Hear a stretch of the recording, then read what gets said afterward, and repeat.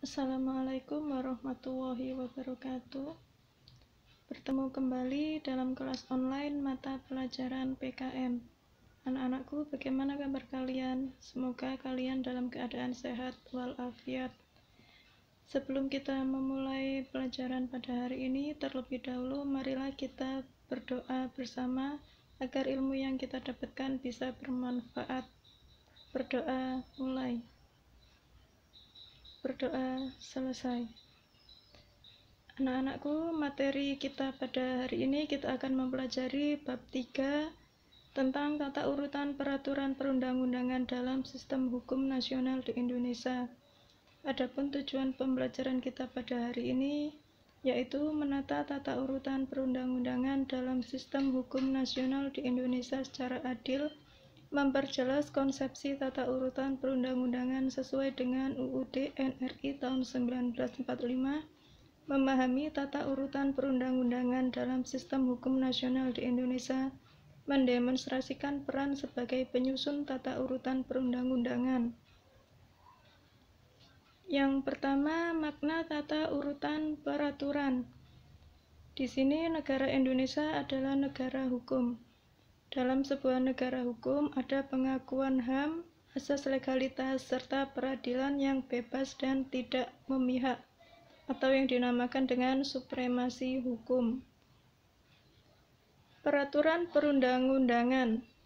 Di sini peraturan perundang-undangan pada dasarnya adalah peraturan perundang-undangan dipandang sebagai pedoman, arahan bagi negara untuk melaksanakan suatu rencana yang telah dibuat. Fungsi dari peraturan perundang-undangan di sini ada dua, yaitu ada fungsi internal, di mana peraturan perundang-undangan ini digunakan dalam suatu negara tersebut. Kemudian ada fungsi eksternal. Fungsi eksternal di sini berkaitan dengan hubungan kerjasama dengan negara lain. Kemudian pembentukan peraturan perundang-undangan di Indonesia. Pengertian dan asasnya, pembentukan peraturan perundang-undangan adalah pembuatan peraturan perundang-undangan yang mencakup tahapan perencanaan, penyusunan, pembahasan, pengesahan, atau penetapan dan pengundangan. Kemudian pengertian dan asas pembentukan peraturan perundang-undangan. Asas-asas pembentukan peraturan perundang-undangan tercantum dalam Undang-Undang Nomor 12 Tahun 2011 tentang pembentukan peraturan perundang-undangan. Pengertian dan asas.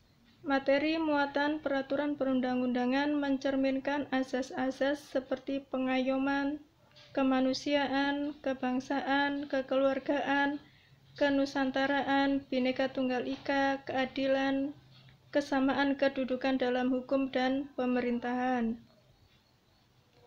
Proses pembentukan peraturan perundang-undangan. Sesuai dengan pasal 3 ayat 1 UUD NRI 1945 bahwa MPR berwenang menetapkan dan mengubah UUD. Proses pembentukan peraturan perundang-undangan. RUU yang diajukan oleh Presiden disiapkan oleh Menteri atau pimpinan lembaga pemerintah non-kementerian sesuai dengan lingkup tugas dan tanggung jawabnya. Kemudian proses pembentukan peraturan perundang-undangan. Pembentukan peraturan Presiden tidak melibatkan DPR tetapi melibatkan Menteri.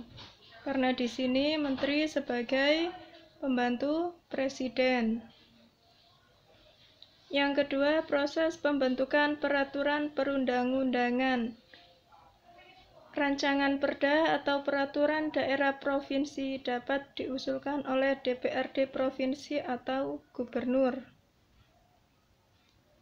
Sekarang materi tentang ketaatan terhadap peraturan perundang-undangan.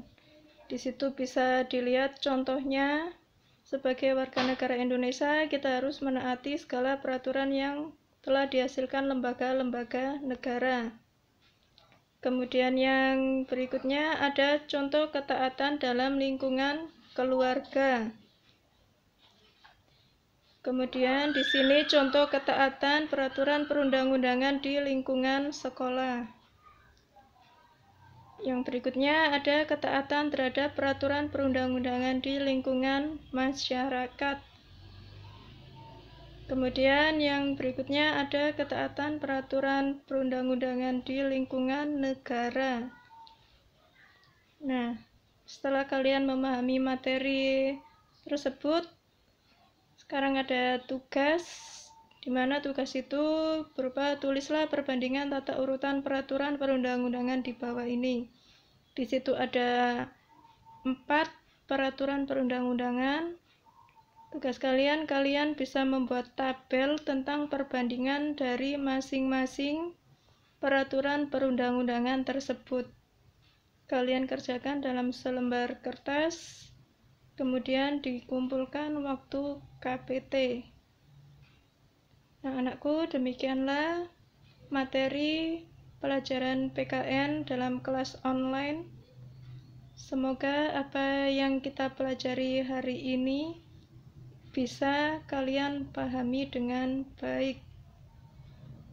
Sebelum kita akhiri materi ini, terlebih dahulu marilah kita berdoa bersama.